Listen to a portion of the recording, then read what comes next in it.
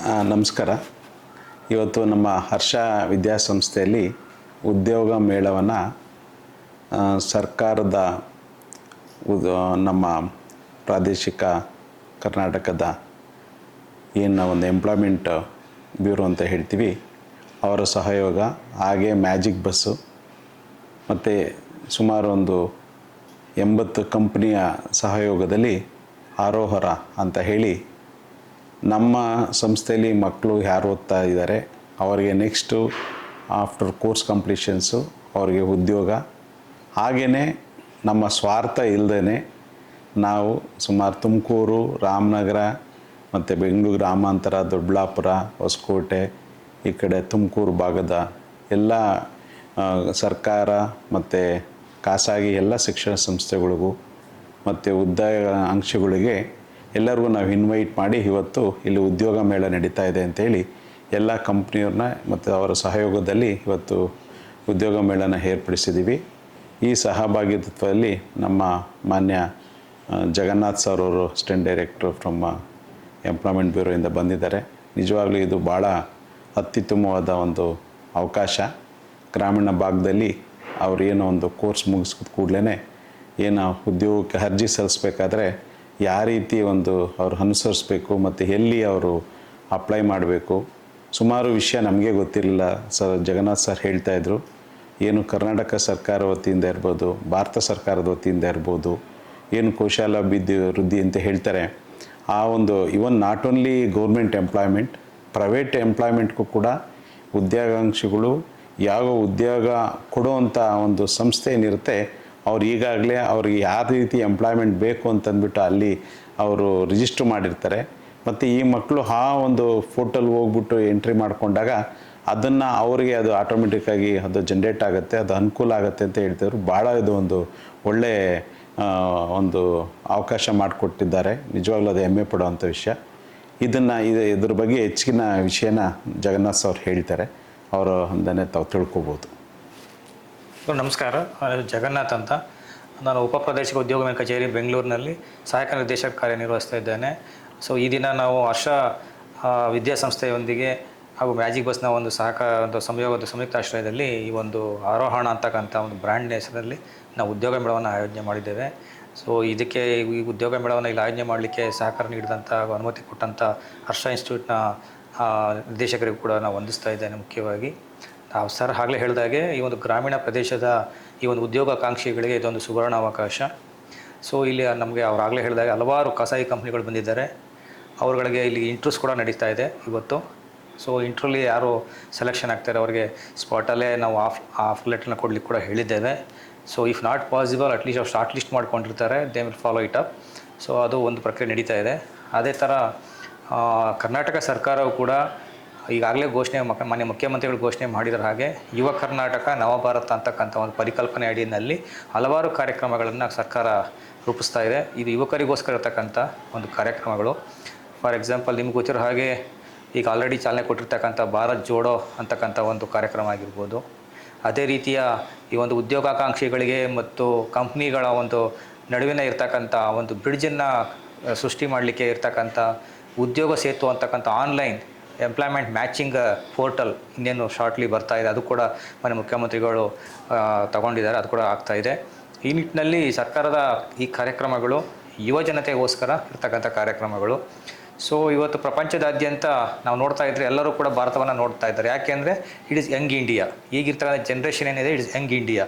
15 to 35 years ಒಳಗಡೆ ಇರ್ತಕ್ಕಂಥವ್ರು ಜನಸಂಖ್ಯೆ ಹೆಚ್ಚು ಇರ್ತಕ್ಕಂಥದ್ದು ನಮ್ಮ ದೇಶದಲ್ಲಿ ಕೂಡ ನಮ್ಮಲ್ಲಿ ತುಂಬ ಜಾಸ್ತಿ ಇದೆ. ಹಾಗಾಗಿ ಎಂಟೈರ್ ಪ್ರಪಂಚ ನಮ್ಮ ದೇಶವನ್ನು ನೋಡ್ತಾ ಇದೆ ಇವತ್ತು. ಸೊ ಆ ನಿಟ್ಟಿನಲ್ಲಿ ನಮ್ಮ ಸರ್ಕಾರಗಳು ಕೂಡ ಅದೇ ನಿಟ್ಟಿನಲ್ಲಿ ಕೆಲಸ ಮಾಡ್ತಾ ಇದೆ. ಇಡೀ ಪ್ರಪಂಚದ ಎಲ್ಲ ದೇಶಗಳು ಕೂಡ ಭಾರತಕ್ಕೆ ಬಂದು ನೋಡಬೇಕು ಅಂತಕ್ಕಂಥದ್ದನ್ನು ಒಂದು ಮಹತ್ವಾಕಾಂಕ್ಷಿ ಇಟ್ಕೊಂಡು ನಾವೆಲ್ಲ ಕೂಡ ವರ್ಕ್ ಮಾಡ್ತಾ ಇದ್ದೇವೆ. ಸೊ ಈ ಒಂದು ಇದರಲ್ಲಿ ಸರ್ ಹೇಳಿದಾಗೆ ನಮ್ಮ ಸರ್ಕಾರದಲ್ಲಿ ಕೇಂದ್ರ ಸರ್ಕಾರ ಆಗಿರ್ಬೋದು ಅಥವಾ ರಾಜ್ಯ ಸರ್ಕಾರಗಳಾಗಿರ್ಬೋದು ಹಲವಾರು ಯೋಜನೆಗಳು ತಂದಿದೆ. ನಮ್ಮಲ್ಲಿ ಯುವ ನಿಧಿ ಅಂತಕ್ಕಂಥ ಒಂದು ಪಂಚ ಗ್ಯಾರಂಟಿಗಳಲ್ಲಿ ಕೂಡ ಒಂದು ಸ್ಕೀಮು ಲಾಂಚ್ ಆಗಿದೆ. ಆಲ್ರೆಡಿ 2023ರಲ್ಲಿ ಲಾಂಚ್ ಆದಂಥ ಗ್ಯಾರಂಟಿ ಸ್ಕೀಮು. ಇದರಲ್ಲಿ ಸರ್ಕಾರದ ವತಿಯಿಂದ ನಿರುದ್ಯೋಗ ಭತ್ಯೆ ನೀಡ್ತಕ್ಕಂಥ ಒಂದು ಕಾರ್ಯಕ್ರಮ. ಇದರಲ್ಲಿ ಪದವೀಧರರಿಗೆ 3,000 ಕೊಡ್ತಾ ಇದ್ದೇವೆ. ಅದೇ ರೀತಿ ಡಿಪ್ಲೊಮಾ ಆದಂಥವ್ರಿಗೆ 1,500 ಪ್ರತಿ ತಿಂಗಳು ಕೂಡ ಬರ್ತಾ ಇರುತ್ತೆ. ಅದು ಅಪ್ ಟು 2 ವರ್ಷ ಅವರು ಉತ್ತೀರ್ಣರಾಗಿ 6 ತಿಂಗಳು ಆಗಿರಬೇಕು. 6 ತಿಂಗಳು ಆಗಿದ್ರೂ ಕೂಡ ಇನ್ನೂ ಉದ್ಯೋಗ ಸಿಕ್ಕಿಲ್ಲ ಅಂದರೆ ಆಗ ಅವರು ಎಲಿಜಿಬಿಲಿಟಿ ಬರ್ತದೆ. ಅವ್ರಿಗೆ ಕಂಡೀಷನ್ಸ್ಗೂ ಅದೇ ಥರ ಇರುತ್ತೆ ನಮಗೆ. ಯಾಕಂದರೆ ಅವರು ಹೈಯರ್ ಎಜುಕೇಷನ್ಗೆ ಹೋಗಿರಬಾರ್ದು, ನಿರುದ್ಯೋಗದಲ್ಲಿ ಇರಬೇಕು, ಸ್ವಂತ ಉದ್ಯಮ ಮಾಡ್ತಾ ಇರಬಾರ್ದು, ಈ ಥರ ಕಂಡೀಷನ್ಸ್ ಇದೆ. ಅವರೆಲ್ಲರೂ ಕೂಡ ಅರ್ಹರಾಗಿರ್ತಾರೆ. 2023, 24, 25 ಈ 3 ವರ್ಷಗಳಲ್ಲಿ ಯಾರು ಡಿಗ್ರಿ ಆಗಿರ್ಬೋದು ಅಥವಾ ಡಿಪ್ಲೊಮಾದಲ್ಲಿ ಪಾಸ್ ಆಗಿರ್ತಾರೆ ಅವರು ಅದಕ್ಕೆ ಅಪ್ಲಿಕೇಶನ್ ಹಾಕಿ ಸೇವಾ ಸಿಂಧು ಪೋರ್ಟಲಲ್ಲಿ ಈ ಒಂದು ಪ್ರಯೋಜನವನ್ನು ಪಡ್ಕೋಬೋದು. ಈ ಒಂದು ಯೋಜನೆಯ ಮುಖ್ಯ ಉದ್ದೇಶ ಏನಂದರೆ ನಮ್ಮ ಯುವಕರಲ್ಲಿ ಒಂದು ಆತ್ಮಾಭಿಮಾನವನ್ನು ಮೂಡಿಸ್ತಕ್ಕಂಥ ಒಂದು ಕೆಲಸ ಆಗಬೇಕು ಅಂತ. ನಾವು ಕೊಡ್ತಕ್ಕಂಥ ಒಂದು 3,000 ಆಗಿರ್ಬೋದು, 1,500 ಆಗಿರ್ಬೋದು, ಅವರ ಅಪ್ಲಿಕೇಶನ್ಗಳು ಹಾಕೋದಕ್ಕಾಗಿರ್ಬೋದು, ಅಥವಾ ಬೇರೆ ಬೇರೆ ಪರೀಕ್ಷೆಗಳಿಗೆ ತಗೊಳ್ಳೋದಕ್ಕೆ ಬೇಕಾದಂಥ ಪುಸ್ತಕಗಳು ಓದೋದಕ್ಕೆ ಬೇಕಾದ ರೆಫರೆನ್ಸ್ ಬುಕ್ಸ್ನ ತಗೊಳ್ಳೋದಕ್ಕಾಗಿರ್ಬೋದು, ಅಪ್ಲಿಕೇಶನ್ ಫೀಸ್ ಆಗಿರ್ಬೋದು, ಅಥವಾ ಎಲ್ಲ ಒಂದು ಗುಂಪು ಸೇರಿಕೊಂಡು ಒಂದು ಕಡೆ ಹೋದಾಗ ಕೋಚಿಂಗ್ ಕ್ಲಾಸಸ್ ಅಟೆಂಡ್ ಮಾಡಬೇಕಾದ್ರೆ ಅಕಾಮಿಡೇಷನ್ ಕಲ್ಪಿಸ್ಕೊಳ್ಳೋದಕ್ಕಾಗಿರ್ಬೋದು, ಈ ಥರ ಹಲವಾರು ಜನ ನಾವು ನೋಡ್ತಾ ಇದ್ದೇವೆ. ನಮ್ಮ ಬೆಂಗಳೂರು ಗ್ರಾಮಾಂತರ ಜಿಲ್ಲೆಯಲ್ಲಿ ಆಲ್ಮೋಸ್ಟ್ ನಮ್ಮಲ್ಲಿ 4,000 ಚಿಲ್ಲರೆ ಜನ ನಮ್ಮ ರಿಜಿಸ್ಟರ್ ಆಗಿದ್ದಾರೆ. ನಮ್ಮಲ್ಲಿ ಬೆನಿಫಿಷರಿ 3,000 ಜನ ಇದ್ದಾರೆ. ನಮ್ಮ ಬೆಂಗಳೂರು ಗ್ರಾಮಾಂತರದಲ್ಲಿ 4 ತಾಲೂಕುಗಳಿಂದ ಅಷ್ಟು ಜನ ಇದ್ದಾರೆ ನಮ್ಮಲ್ಲಿ. ಸೊ ನಾವು ಅವ್ರಿಗೆಲ್ಲವೂ ಕೂಡ ಯುವ ನಿಧಿ ಪ್ಲಸ್ ಅಂತಕ್ಕಂಥ ಒಂದು ಯೋಜನೆ ಅಡಿನಲ್ಲಿ ಸ್ಕಿಲ್ ಟ್ರೈನಿಂಗ್ ಕೂಡ ಕೇಂದ್ರ ನಮ್ಮ ಕೌಶಲ್ಯಾಭಿವೃದ್ಧಿ ನಿಗಮದ ವತಿಯಿಂದ ಕೂಡ ನಡೀತಾ ಇದೆ, ಅದು ಕೂಡ ಮಾಡ್ತಾ ಇದ್ದಾರೆ. ಸೊ ಏನಾಗಿರುತ್ತೆ, ರಿಜಿಸ್ಟ್ರೇಷನ್ ಆಗಿದ್ದ ಮಾತ್ರಕ್ಕೆ ಸಾಕಾಗೋದಿಲ್ಲ. ಅವರು ಉದ್ಯೋಗಸ್ಥರನ್ನಾಗಿ ಮಾಡಲಿಕ್ಕೆ ಅವ್ರ ಉದ್ಯೋಗ ಅರ್ಹತೆಯನ್ನು ಹೆಚ್ಚಿಸಬೇಕು, ಎಂಪ್ಲಾಯಬಿಲಿಟಿನ ಹೆಚ್ಚಿಸಬೇಕು. ಆ ನಿಟ್ಟಿನಲ್ಲಿ ಅವರಿಗೆ ಕೌಶಲ್ಯ ತರಬೇತಿ ನೀಡಿ ಅವ್ರುಗಳಿಗೆ ಕೆಲಸ ಕೊಡಲಿಕ್ಕೆ ಒಂದು ನೆರವು ಕೊಡ್ತಕ್ಕಂಥ ಸ್ಕೀಮ್ ಕೂಡ ನಮ್ಮಲ್ಲಿ ಯುವ ನಿಧಿ ಪ್ಲಸ್ ಅಂತಕ್ಕಂಥದ್ರಲ್ಲಿ ಮಾಡ್ತಾ ಇದ್ದೇವೆ. ಸೊ ಇಷ್ಟು ಯೋಜನೆಗಳು ಸರ್ಕಾರ ವತಿಯಿಂದ ಹಮ್ಮಿಕೊಂಡಿದ್ದಾವೆ ಯುವಕರಿಗಾಗಿ, ಮತ್ತು ಈ ಥರ ಏನು ಉದ್ಯೋಗ ಆಕಾಂಕ್ಷಿಗಳಿದ್ದಾರೆ ಅವರಿಗೋಸ್ಕರ ಇರ್ತಕ್ಕಂಥ ಕಾರ್ಯಕ್ರಮಗಳು. ಮುಂದುವರೆದು ನಮ್ಮ ಉದ್ಯೋಗ ವಿನಿಮಯ ಕಚೇರಿಗಳು ಏನು ಕೆಲಸ ನೀಡ್ತಾ ಇರುತ್ತೆ ಅದು ಮೊದಲಿದ್ದಂಗೆ ಕಾರ್ಯನಿರ್ವಹಿಸ್ತಾ ಇದ್ದಾವೆ. ಇವತ್ತು ಕೂಡ ನಮ್ಮಲ್ಲಿ ಈ ಥರ ಜಾಬ್ ಡ್ರೈವ್ಸ್ಗಳು ಪ್ರತಿ ವಾರ ನಡೆಸ್ತಾ ಇರ್ತೀವಿ ನಾವು. ತಿಂಗಳಲ್ಲಿ ಮಿನಿಮಮ್ ಅಂದ್ರೆ 3-4 ನಡೀತಾನೆ ಇರುತ್ತೆ ನಮ್ಮಲ್ಲಿ. ಯಾಕಂದ್ರೆ ನಮ್ಮಲ್ಲಿ ಬರ್ತಕ್ಕಂಥ ಖಾಸಗಿ ನಿಯೋಜಕರು ಏನಿದ್ರೆ ಕಂಪ್ನಿಗಳು ಡೈರೆಕ್ಟ್ ನಮಗೆ ಕಾಲ್ ಮಾಡಿ ನಮ್ಮ ಆಫೀಸ್ಗೆ ಬಂದು ಸರ್ ನಾವು ಇಲ್ಲೇ ರೆಕ್ರೂಟ್ಮೆಂಟ್ ಮಾಡ್ಕೊಳ್ತೀವಿ, ನಮ್ಮಲ್ಲಿ ಇಂಟರ್ವ್ಯೂ ಇಲ್ಲೇ ಮಾಡ್ತೀವಿ ಅಂತ ಹೇಳ್ತಾರೆ. ಆಲ್ಮೋಸ್ಟ್ ಪ್ರತಿ ವಾರ ನಾವು ಮಾಡ್ತಾಯಿದ್ದೀವಿ ಡ್ರೈವ್ಸ್ಗಳನ್ನ.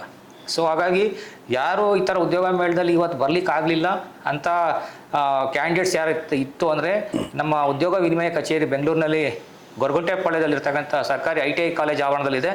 ತಾವು ಅಲ್ಲಿಗೆ ಬಂದರೂ ಕೂಡ ನೀವು ಅಲ್ಲೇ ಬೇಕಾದರೂ ನಾವು ರಿಜಿಸ್ಟ್ರೇಷನ್ ಮಾಡ್ಕೊಂಡು ನಿಮಗೆ ಉದ್ಯೋಗ ನೆರವನ್ನು ಕೊಡಲಿಕ್ಕೆ ಅವಕಾಶ ಮಾಡಿಕೊಡ್ತೀವಿ ನಾವು. ತಾವು ಯಾವುದಕ್ಕೆ ಇವತ್ತು ಬರ್ಲಿಕ್ಕಾಗಲ್ಲ ಅಂದವರೆಲ್ಲ ಬೇಕಾದ್ರೆ ಅಲ್ಲಿ ಬಂದು ತಾವು ಭೇಟಿ ಮಾಡ್ಕೋಬೋದು ನಮ್ಮನ್ನು. ಸೊ ಈ ನಿಟ್ಟಿನಲ್ಲಿ ಇದನ್ನು ನಡೀತಕ್ಕಂಥ ಒಂದು ಉದ್ಯೋಗ ಮೇಳ ಕಾರ್ಯಕ್ರಮ ಆರೋಹಣ್ 2026 ಏನಿದೆ ಅದು ಯಶಸ್ವಿಯಾಗಲಿ ಅಂತ ಹಾರೈಸ್ತಾ ಇದ್ದೇನೆ. ಸೊ ಇಲ್ಲಿ ತಾವು ಹೇಳಿದಾಗೆ ಏನಾಗ್ತಾ ಇದೆ, ಹೈಯರ್ ಕ್ವಾಲಿಫಿಕೇಷನ್ ಇರ್ತದೆ, ಬಟ್ ಅವ್ರಿಗೆ ಆ ಹುದ್ದೆಗೆ ಆ ಕ್ವಾಲಿಫಿಕೇಷನ್ ತಕ್ಕಂಥ ಹುದ್ದೆಗಳು ಸಿಗ್ತಾ ಇರೋದಿಲ್ಲ. ಅದು ಒಂದು ಭಾಗ. ಕೆಲವರುಗಳಿಗೆ ಲೋಯರ್ ಎಜುಕೇಷನ್ ಇರ್ತದೆ, ಅವ್ರು ಕೂಡ ಒಳ್ಳೊಳ್ಳೆ ಹೋಗಿದ್ದಾರೆ. ಸೊ ಈ ಎರಡೂ ಕೂಡ ನಮ್ಮಲ್ಲಿ ಇದ್ದಾವೆ. ಈಗ ಏನಾಗ್ತಾ ಇದೆ, ನಾನು ಹೇಳ್ತಾ ಇರೋದು ಪ್ರೈವೇಟ್ ಎಂಪ್ಲಾಯ್ಮೆಂಟ್ ಆಪರ್ಚುನಿಟೀಸ್ ಬಂದಾಗ ಏನಾಗುತ್ತೆ, it all depends on the domains and skill sets desired by the companies. ಆ ಡೊಮೇನ್ಸ್ಗಳಿಗೆ ಏನು ಬೇಕು ಅದನ್ನು ನಾವು ಕೊಡಬೇಕು. ಈಗ ಏನಾಗಿದೆ ನಮ್ಮಲ್ಲಿ ಅಕಾಡೆಮಿಕ್ಸ್ಗಳಲ್ಲಿ ಕೂಡ ನಾವೇನಾಗ್ತಾ ಇದ್ದೀವಿ, we are not updating to the industry demands. Syllabus ಆಗಿರ್ಬೋದು, ಪ್ರಾಕ್ಟಿಕಲ್ಸ್ ಆಗಿರ್ಬೋದು, ಹ್ಯಾಂಡ್ಸ್ ಆನ್ ಟ್ರೈನಿಂಗ್ ಆಗಿರ್ಬೋದು. ಸೊ ನಾವು ಇಂಡಸ್ಟ್ರಿಗೆ ಏನು ಬೇಕು ಅದನ್ನು ನಾವು ಅಲೈನ್ ಮಾಡ್ಕೋಬೇಕು ನಾವು ಸಿಲೆಬಸ್ಸನ್ನು. ಸೊ ನಮ್ಮಲ್ಲಿ ಅದಾಗಲೇಬೇಕು. ಅದಾದ್ರೆ ಅಷ್ಟೇ ನಮ್ಮಲ್ಲಿ ಏನಾಗುತ್ತೆ, ತಾವು ಹೇಳಿದಾಗೆ ಡಿಗ್ರಿ ಓದಾಗ ಡಿಗ್ರಿ ಕೆಲಸಗಳೇ ಸಿಗುತ್ತಾಗ. ಈಗೇನಾಗ್ತಾ ಇದೆ, ಡಿಗ್ರಿ ಓದಿರ್ತಾರೆ ಬಟ್ ಸ್ಕಿಲ್ ಸೆಟ್ ಇರೋಲ್ಲ. ಆ ಸ್ಕಿಲ್ ಸೆಟ್ನ ಬ್ರಿಡ್ಜ್ ಮಾಡೋದಕ್ಕೆ, ಗ್ಯಾಪ್ನ ಬ್ರಿಡ್ಜ್ ಮಾಡೋದಕ್ಕೆ ನಮ್ಮಲ್ಲಿ ಸ್ಕಿಲ್ ಡೆವಲಪ್ಮೆಂಟ್ ಪ್ರೋಗ್ರಾಮ್ಸ್ನ ಸ್ಟಾರ್ಟ್ ಮಾಡಿರೋದು. For example, we have finishing schools by government of Karnataka.